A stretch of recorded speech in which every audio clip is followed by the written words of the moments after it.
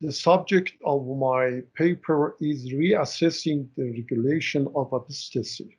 And I think the subject of my paper is very close to what Dr. Kadiwar was presenting. So I should brief my paper because to avoid from any repeating. But I am so happy for this accident because any question on my paper is the same questions that Mr. Kadiwar was facing with. So His Excellency will answer all the questions that the audiences are going to ask for my paper. The freedom the freedom to choose one's religious belief is protected as a human right in international documents. The Universal Human Rights Declaration 1948, Article number 3, recognizes that everyone has the right to life, liberty, and security of person. Unquote. Additionally, the International Covenant on Civil and Political Rights, Article number 3 says, quote, 1. Everyone shall have the right to freedom of thought, conscience, and religion. This right shall include freedom to have or to adopt a religion or belief of his choice, and freedom either individually or in community with others, and in public or private, to manifest his religion or belief in worship, observance, practice, and teachings. 2. No one shall be subject to coercion which could impair his freedom to have or to adopt a religion or belief of his choice. Article number 19 says, quote, 1. Everyone shall have the right to hold opinions without interference. Many Muslim countries, including Iran, have adopted these conventions and are therefore obligated to extend these rights to their citizens. Nonetheless, in practice, they continue to criminalize apostates with the most severe punishment, namely capital punishment, al-i'dam. Such laws are based on the juristic understanding of apostasy within the Sharia. However, the dynamism of ijtihad in the Sharia tradition means that the ruling of former jurists does not prevent contemporary jurists from reassessing rulings regarding apostasy by relooking at the Sharia sources. In light of this in light of this, my presentation will briefly discuss 1. Can punishing apostates be evidence from the Sharia sources? 2. If so, is the Islamic government obliged to implement such a punishment? 3. Furthermore, is apostasy punishable in when it relates to individuals changing their personal beliefs, or only in cases where it deals to confrontation with the faithful community. A study on the jurisprudential sources shows that the reason of this fatwa is not anything except a couple of hadiths. All they are solitary narration, akhbar al-ahad, not mutawatir. Hence, we see that the great Shiite jurist from the past time has doubted in these narrations from the various points of view. For instance, Mohaghegh Ardebili, a very great faqih of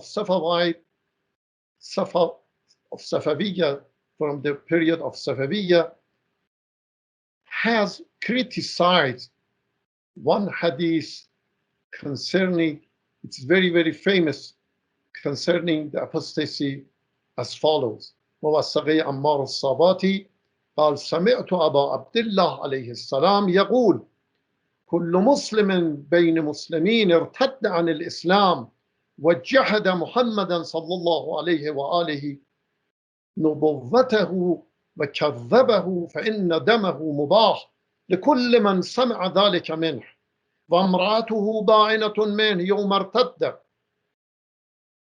ويقسم ماله على ورثته وتعتد امرأته عدة المتوفى عنها زوجها وعلى الإمام أن يقتله ولا يستتيب.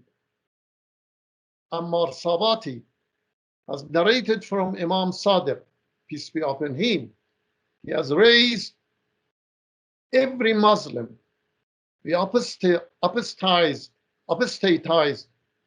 and denied the prophecy of Muhammad, his blood would be wasted. Everybody heard it can be kill him, and his wife should be separated from him, and his properties should be passed on these heirs, on these heirs. His wife should take iddah of death. Imam have to kill him and do not invite him to repentance, tawbah. Ardebili says that this hadith is faced with two problems.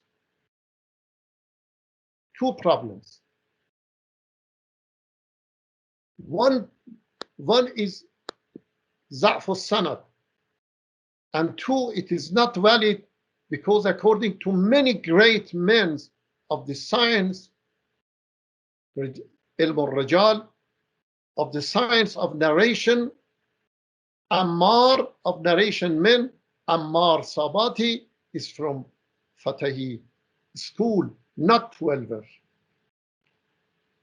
This was the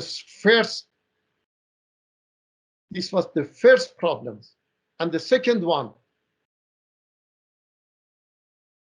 you see that it says everybody can kill the apostate, while no one of Fuqaha can agree with this idea. The orthodox fatwa is that killing of the apostate is in the hand of Imam alayhi salam, or, for example, Wali al-Faqih, mathalan, and not the ordinary people. Moreover, at the end of this hadith explicitly says that Imam should kill him. So there is a contradiction between the above and the end. Tanaqud al-Sadr wa-Zayl. I would like to add some general points to what Ardebili has said concerning this hadith as follows. One, from the historical points of view, we have not received any valid report by the historian and narrators that at the time of Holy Prophet, the person has been convinced to the capital punishment and killed by him, sallallahu alaihi wasallam, due to apostasy. There are lots of evidence leads us to the fact that killing the apostates has happened after Prophet in the time of the first Caliph. In this period, a group of Muslims refused to pay zakat, so they were accused to apostasy. The first Caliph issued the order of war with them.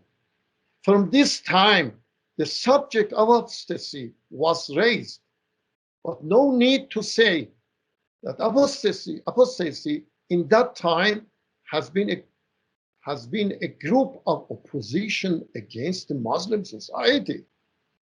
While we are discussing on the subject of apostasy by thinking without any group movement and oppositional activity. Is there any evidence for punishment a Muslim? He says that I have studied a lot, but I could not accept the reason of Islam. Is there any evidence? I don't think so. 2, the study of fiqh sources shows that the rule of apostasy, capital punishment, also has been confirmed by many fuqaha, and we can say that is a famous fatwa, but there is no doubt that it is not consensus. Moreover, if somebody says that there is consensus, that is not authorized, because it can be documented by these narrations which have been discussed about them. Al-Ijma' al-Mustanad. 3, we can reach to this fact that the basic sources of this fatwa, I mean the capital punishment for the apostasy, is nothing except some hadiths and narrations. The hadiths, if we even ignore all the documentary inflows of them, undoubtedly they are single narrations, al-akhbar al-ahad. I would like to talk I would like to talk very briefly about the validity of single narration as follows. In spite that the validity of single narrations has been accepted by majority of fuqaha after Tusi, however, all the reasons were shown in the benefit of its validity have been faced with lots of criticism of others. The only reason is trustworthy, ordinary rational conventions. I don't know what's the best translation for Bana'ul Ughara. I have put ordinary rational conventions, but I prefer another word, bound rationality. Perhaps it's better. Mr. Ali Reza Bojani says me something else, but I prefer ordinary rational conventions. Is trustworthy, Mr. Kadiva Banal Ughalaw? How do you translate it? Nothing else. Khorasani says in his book Kifayatul Usul, quote, the ordinary rational conventions has been established on the acceptance of single narration when the narrator is on the authoritative person. This is the custom that has been still effective since the past time in all religions, societies, while has not been rejected by all Sharia. So we can obtain its acceptance. Unquote. Kifayatul Usul, page 303. Therefore, the basic reason for validity of single narration is the conduct of wise people. Siratul Ughala. Siratul, not Sira Ughala, Siratul Mutasharri'in, Siratul Nas. While it is too clear that they never consider to the single narration when report bears some very important issue, al-umur al-hamma. It is clear that anything is opposite to human right. Certainly, from the group of very important issues, al-umur al-hamma, القوانين ضد الحقوق الإنسانية مطمئنا ومسلما يعد من الأمور الهامة. And wise people do not accept it undoubtedly.